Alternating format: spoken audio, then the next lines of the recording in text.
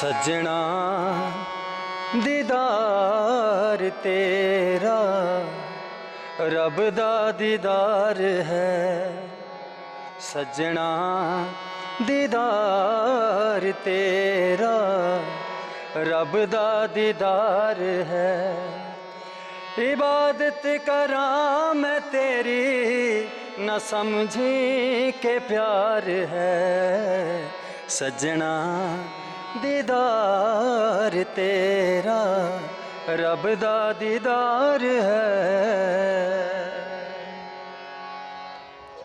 नमस्कार, मैं शिवांगी और आप देख रहे हैं जनहितैषी। अभी आपने आवाज़ सुनी, वो सुनी है सरदार सोनी जी की, जिनका भी रिसेंटली सॉन्ग आया है अधूरा ख्वाब। एक म्यूज़िक टीचर कैसे सफ़र तय करके एक अपनी खुद की अलग पहचान बनाने के लिए निकले, कैसा रहा सफ़र, कब कहाँ कैसे शुरू हुआ, इसके बारे में बातचीत करते हैं। सबसे पहले स्वागत कर लेते हैं इनका। आपका बहुत बहुत स्वागत है। जी शुक्रिया। जनहितैषी की पूरी टीम को बहुत बहुत धन्यवाद, जिनकी वजह से आज मैं आप लोगों के रूबरू हुआ हूँ। तो जहाँ तक संगीत के सफ़र की बात है, तो बचपन से ही गा रहा हूँ मैं। जब से मैंने होश संभाला है, मुझे नहीं पता मैं कब से, या मतलब स्पेशली बोलूँ कि मैं इस दिन से या इस साल से गा रहा हूँ। तो बचपन से ही गा रहा हूँ, जब से होश संभाला है तब से गा रहा हूँ। सबसे पहले तो ये कि पहले ये पता नहीं होता था कि हम क्या गा रहे हैं। हम क्या, जब भी कुछ सुन लेना, जैसे तब कैसेट्स होती थी, ऐसे इंटरनेट का तो ज़माना नहीं था तब से, है ना। तो एक तरफ से सुन लेना तो दूसरी तरफ स्कूल में या दोस्तों की महफिल में हम गा देते थे। किन्हें सबसे ज़्यादा सुन के आपको प्रेरणा मिली और कब लगा कि म्यूज़िक ही मेरा करियर है? जी, मैं जगजीत जी से बहुत प्रभावित हूँ। मैंने पंजाबी, हिंदी पंजाबी गज़लों को, कव्वाली को, और स्पेशली जो सॉफ्ट म्यूज़िक है मैं उसको ज़्यादा पसंद करता हूँ। तो जगजीत जी को मैं ज़्यादा, उनके गाए हुए गज़लों को मैंने महफ़िलों में गाया है और जो लोगों ने बहुत पसंद किया है। हम चाहेंगे कि एक आधी गज़ल हमें भी सुनाएं। हाँ जी, जगजीत जी की आपको मैं सुना रहा हूँ। हाँ। तुमको देखा तो ये ख्याल आया, जिंदगी धूप तुम घना साया। तुमको देखा तो ये ख्याल आया। पंजाबी फैमिली से बिलोंग करते हुए आप हिंदी सॉन्ग का कैसे, वहाँ तक सफ़र कैसे पहुँचा? नहीं, ऐसे नहीं है। जैसे हमने ना ऑल ओवर इंडिया में काफ़ी प्रोग्राम किया। हमारे लुधियाना से शायर हैं रिक्की शेरपुरी जी, वो उनकी ज़्यादा लिखी हुई चीज़ें मैं गाता हूँ। हम इकट्ठे ज़्यादा शोज़ करते हैं पूरे इंडिया में। तो एक बार हम नागपुर गए थे, तो नागपुर में एक शो था, बहुत अच्छा, मतलब बढ़िया लोगों ने एक अच्छा संगीत, जो मतलब आजकल के म्यूज़िक से अलग एक सॉफ्ट म्यूज़िक के लिए एक महफिल रखी थी। उसमें शायरी और गाने का प्रोग्राम था। तो उन्होंने ये सब अपने ओर से ही कर दिया सारा कि आप एक सॉन्ग हमारे लिए करें। तो वहीं पे प्रोजेक्ट बना और एक पंजाबी सरदार सिंगर की आवाज़ में एक हिंदी गीत मतलब बन गया। तो ऐसे जैसे कि करियर की शुरुआत को लेकर काफ़ी दिक्कतें आती हैं, आपको किस तरह की मुश्किलें पेश आईं? मुश्किल ऐसे है कि मैंने, जो लोग प्रोफेशनली आगे बढ़ना चाहते हैं तो उनके लिए मुश्किलें होंगी, लेकिन हमारी मुश्किल सिर्फ ये थी कि जो जैसा म्यूज़िक हमें मुझे गाना पसंद है, तो वो लोग ज़्यादा सुनते नहीं हैं। क्योंकि आजकल आपको भी पता है कि आजकल नहीं, काफ़ी देर से ही ज़्यादा धूम धड़ाम वाले म्यूज़िक ज़्यादा चल रहा है। तो रॉकिंग का टाइम ज़्यादा है, रॉकिंग वगैरह जो भी मतलब कह सकते हैं हम, जिसमें बीट बहुत ज़्यादा है ना, शब्दों को ज़्यादा वो इतना आगे नहीं रखा जाता। तो बहुत ज़्यादा मुश्किल की बात नहीं थी। हमने कोई प्रोफेशनली आगे बढ़ने का वो नहीं था अब तो एकदम से, मतलब ये अधूरा ख्वाब जो जिस गाने की आपने बात की ना, तो ये भी हमने बैठे बैठे, जो रिक्की जी लिखते हैं, तो एक वहीं पे प्रोजेक्ट बन गया। और हमने वो, क्योंकि आजकल ना एक और बात है कि व्यूज़ की बहुत दौड़ है, यूट्यूब पे व्यूज़ लेने हैं, ये करना। हमारे दिमाग में कुछ भी नहीं था, ये तो मतलब एक बनना था और बन गया। स्पेशली हमने ऐसा कुछ भी नहीं था। हाँ, उसकी तैयारी की है, ये सारा कुछ करना पड़ता है क्योंकि लोगों के सामने आना होता है। तो स्पेशल ऐसे कुछ भी नहीं था, कोई प्रॉब्लम की बात नहीं। दर्शकों के लिए मैं कहूँगी कि 2 लाइनें आप गुनगुनाएं। जी, ये रिक्की जी का ही लिखा हुआ एक पंजाबी है। तो मैं, साडी जिंदगी दे विच तू सजना ਸਾਡੀ ਜ਼ਿੰਦਗੀ ਦੇ ਵਿੱਚ ਤੂੰ ਸਜਣਾ ਰੱਬ ਬਣ ਕੇ ਆ ਗਿਆ ਏ ਉਹ ਤੇਰੀ ਦੀਦ ਹੋਈ ਸਾਡੀ ਈਦ ਹੋਈ ਤੇਰੀ ਦੀਦ ਹੋਈ ਸਾਡੀ ਈਦ ਹੋਈ ਹੁਣ रूह ते छा गया है। आपने जैसे भी रिकी शेरपुर जी के मतलब कि उनसे ज़्यादा प्रेरणा मिली है आपको, उनका ज़्यादा सपोर्ट रहा? एक्चुअली मुझे मेरा कोई इरादा नहीं था ऐसे मतलब इस लाइन में आने का। मैं बच्चों को सिखाता था और मतलब मेरा वहाँ पे बढ़िया चल रहा था। तो एक बार मतलब इन्होंने हम मिले कहीं प्रोग्राम पे, तो वहाँ पे हम एक मतलब ऊपर वाले की मेहर से जा कैसे कह लो कि एक जोड़ी बननी होती है ना, तो इन्होंने मतलब एक प्रोग्राम का रखा कि ऐसे हम प्रोग्राम कराएंगे। तो फिर हमने ऑल ओवर इंडिया में जैसे आपको बोला कि हमने 100 के करीब प्रोग्राम कर दिए होंगे। तो ऐसे धीरे धीरे सर मुझे इस लाइन में इन्हीं की वजह से मैं आया हूँ। कितने सालों का ये सफ़र है? हम 2012-13 से हमने शुरू किया था ये। तो वही बात है कि मैं सिर्फ शौकिया गाता था, तो इन्होंने ऐसे मतलब सारा प्रोग्राम इन्हीं का बनाया हुआ था। तो धीरे धीरे ये यहाँ तक पहुँच के गाना भी हो गया सब। फैमिली का किस तरह से रिस्पॉन्स रहा, सपोर्ट रहा? फैमिली का कोई मतलब मेरे हिसाब से किसी ने कभी रोका नहीं, क्योंकि पापा फ़ौज में थे। तो घर में मतलब हम 3 भाई हैं, तो अपना अपना सब बढ़िया कर रहे थे। किसी ने मतलब ये भी नहीं कहा कि ये अच्छा नहीं है और किसी ने ये भी नहीं कहा कि ये बुरा नहीं है। अपने डिसीज़न होते थे। जब मैंने 10वीं मैट्रिक किया तो उसके बाद थोड़ा दिमाग में ये भी आया कि हमें सीख लेना चाहिए कुछ, है ना। तो मैं बाबा जोरा सिंह जी हैं, हमारे उस्ताद हैं वो, बाबा जोरा सिंह जी और उस्ताद नरेंद्र पाल सिंह जी हैं, उनसे मैंने बाकायदा सीखा। फिर मैंने संगीत विशारद कंप्लीट किया चंडीगढ़ से, 5 साल का होता वो। तो उसके बाद फिर धीरे धीरे ये एक शौकिया तौर पे गाना लोकल महफिल में जो मतलब दोस्तों के दायरे में होती थी, जो बैठकर गाने वाली जो गायकी होती है ना, तो वहाँ पे मुझे बुलाने लगे। साहित्यिक जो प्रोग्राम होते हैं लोकल, वहाँ पे मैं थोड़ा थोड़ा गाने लगा, तो स्टेज का एक एक्सपीरियंस होने लगा, है ना। तो उसके बाद फिर मतलब रिक्की जी से मुलाकात होगी और ऐसे हम सफ़र आगे चलता रहा। आजकल के युवा हैं, आजकल की जो पीढ़ी है वो डिमांडिंग जो सॉन्ग की कर रहे हैं, तो उसके डिमांड के अकॉर्डिंग आप कुछ नया लेके आएंगे? जो आजकल का म्यूज़िक है ना, मैं उसको बुरा भी नहीं मानता हूँ। ऐसी बात नहीं है कि वो बुरा है, क्योंकि लोगों के बीच में आप एक फैमिली के 5 मेंबर होते हैं, 5-4 मेंबर होते हैं, उनको अपने अकॉर्डिंग नहीं चला सकते। तो पूरी मतलब एक फ़ैन फॉलोइंग इकट्ठे करना ना बहुत बड़ी बात होती है। सब मेहनत करते हैं, लेकिन अगर हम अपने पॉइंट ऑफ व्यू से देखें तो हमें मार्केट में सब कुछ मिल जाएगा, अच्छा बुरा। आपको जो अच्छा लगता है आप वही सिलेक्ट करते हो। वो ज़रूरी नहीं है कि आपके साथ में भी हो जो आदमी उसको भी अच्छा लगे। तो म्यूज़िक में भी ऐसे ही है। हाँ, ये है कि थोड़ा जो अच्छा म्यूज़िक हम जिसको मानते हैं उसके श्रोता थोड़ा कम हो गए हैं, तो धूम धड़के वाला म्यूज़िक का थोड़ा ज़्यादा चल रहा है। आपका रुझान मतलब अभी उस तरफ नहीं है और आपका टेस्ट एग्जैक्टली यही है? हाँ, यही। मैं जो भी मैसेज दूंगा तो मैं अपने स्टाइल में इसी सॉफ्ट म्यूज़िक में ही। हर कोई अपनी अलग पहचान बनाना चाहता है और आपकी पहचान यही है। बिल्कुल बिल्कुल, क्योंकि असल में अगर हम पीछे भी देखेंगे ना, तो ये जो म्यूज़िक है, आज एक गाना आ गया, आप मतलब सोचिए, आज एक गाना आ गया, वही उसी तरह का गाना एक हफ्ते बाद फिर आ जाता है। तो वो जो पहले वाला होता है वो दब जाता है।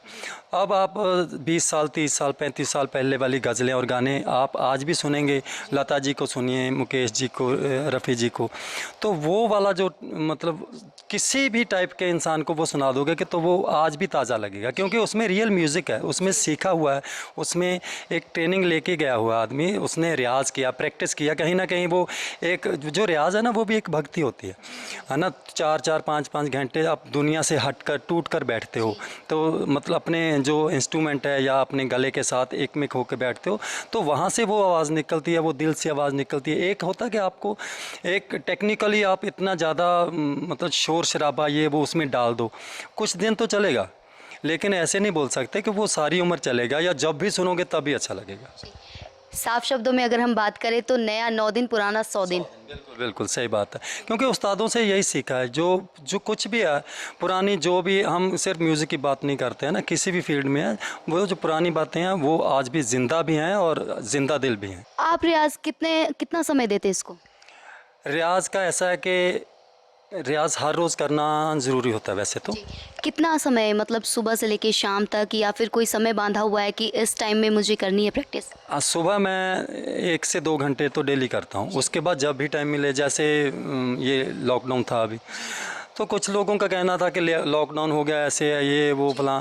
तो मैं तो ये मानता हूँ कि लॉकडाउन में मैंने ज़िंदगी में इतनी प्रैक्टिस लगातार नहीं की जितनी मैंने लॉकडाउन में की। मतलब कि जहाँ लॉकडाउन का इम्पैक्ट लोगों पर पड़ा, आपको उसका बेनिफिट मिल गया। उसका बेनिफिट लिया। मेरे स्टूडेंट होते थे, मैं होता था, तो हम, जैसे मैं 1 घंटे की क्लास लेता हूँ तो 6-6, 7-7 घंटे स्टूडेंट बैठे रहते थे। करना क्या होता था? कुछ भी नहीं।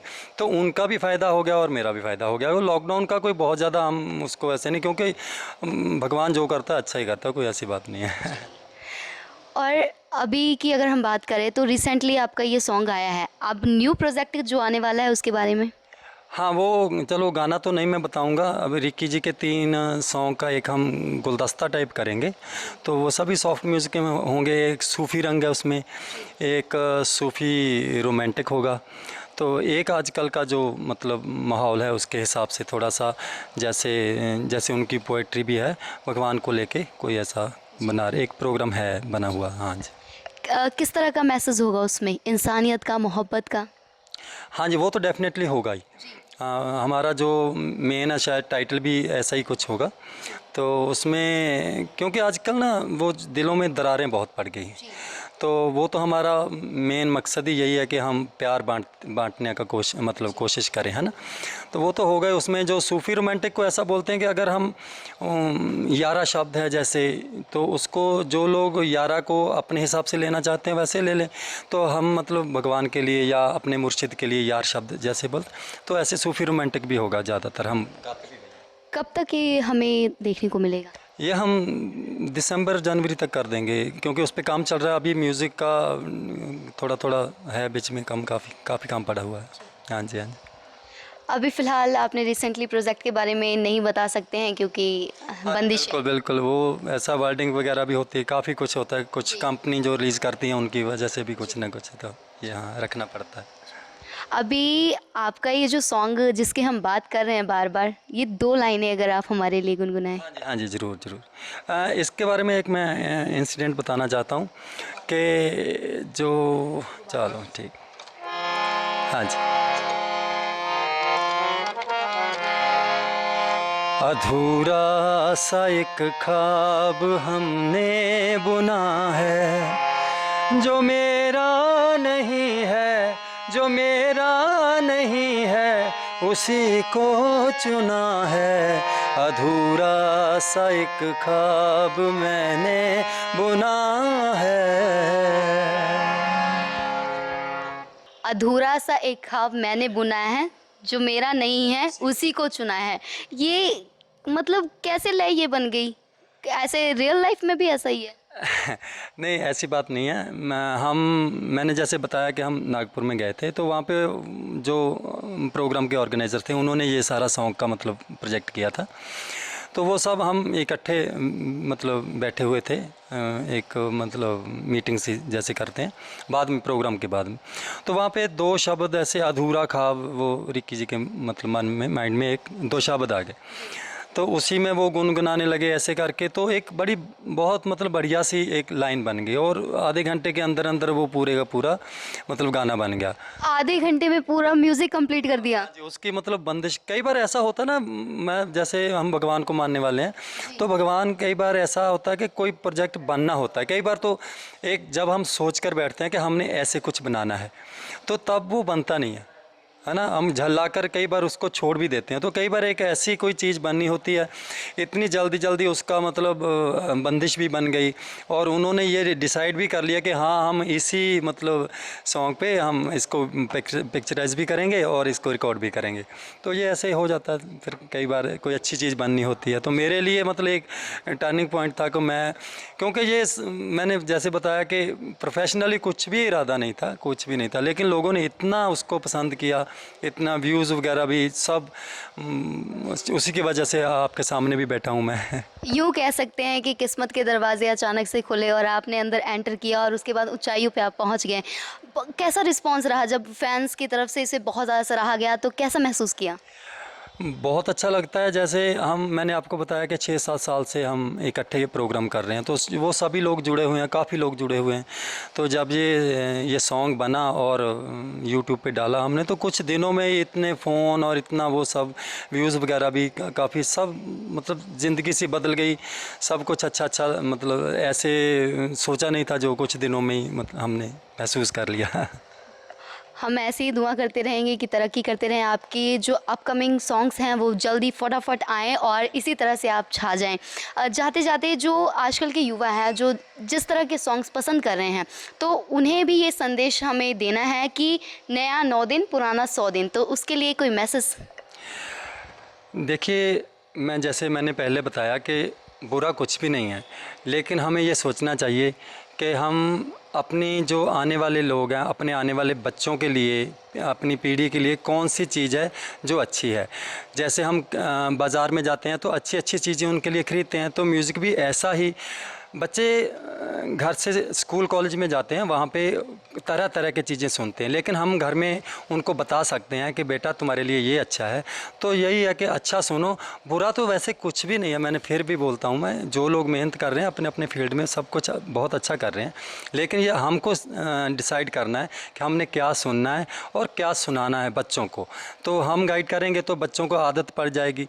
अब जो लोग अपनी अपनी तरीके से जैसा जैसा सुनना शुरू कर देते हैं वैसी आदत बन जाती है। तो आप खुद डिसाइड करें, कोई ऐसी बात नहीं है। अच्छा सुनो जो हमारे काम आए। बहुत बहुत शुक्रिया आपका, बहुत अच्छा लगा आपसे ख़ास मुलाकात करके, और इतनी सुंदर आवाज़, इतनी सुंदर सोच आपने दर्शकों से साझा की। बहुत बहुत शुक्रिया। ऐसे ही आप तरक्की करते रहें, आपकी जो एल्बम्स आने वाली है, जो सॉन्ग्स आने वाले हैं सुपर डुपर हिट हों, और जो आप सोच लेकर दर्शकों में जो प्यार, मोहब्बत और इंसानियत बांटना चाहते हैं दर्शकों तक वो पहुँचे। यही कामना के साथ मैं शिवांगी विदा लेती हूँ। ऐसी आपकी खास मुलाकात करवाती रहूँगी खास शख्सियत के साथ। तब तक आप बने रहें जनहितैषी के साथ। धन्यवाद। विच तू सजना रब बन के आ गया है, साडी जिंदगी दे विच तू सजना रब बन के आ गया है। ओ तेरी दीद होई साडी ईद होई, ओ तेरी दीद होई साडी ईद होई, हुण रूह ते छा गया है, साडी जिंदगी दे विच तू सजना रब बन के आ गया है। अधूरा सा एक ख्वाब मैंने बुना है, जो मेरा नहीं है, जो मेरा नहीं है, उसी को चुना है। अधूरा सा एक ख्वाब मैंने बुना है। इश्क मेरा तू, इश्क मेरा तू है पहली नज़र का परिंदा है आशिक जो अपने शज़र का। हर ख्वाब मेरा अब तुझसे जुड़ा है, जो मेरा नहीं है, जो मेरा नहीं है, उसी को चुना है। अधूरा सा एक ख्वाब मैंने बुना है।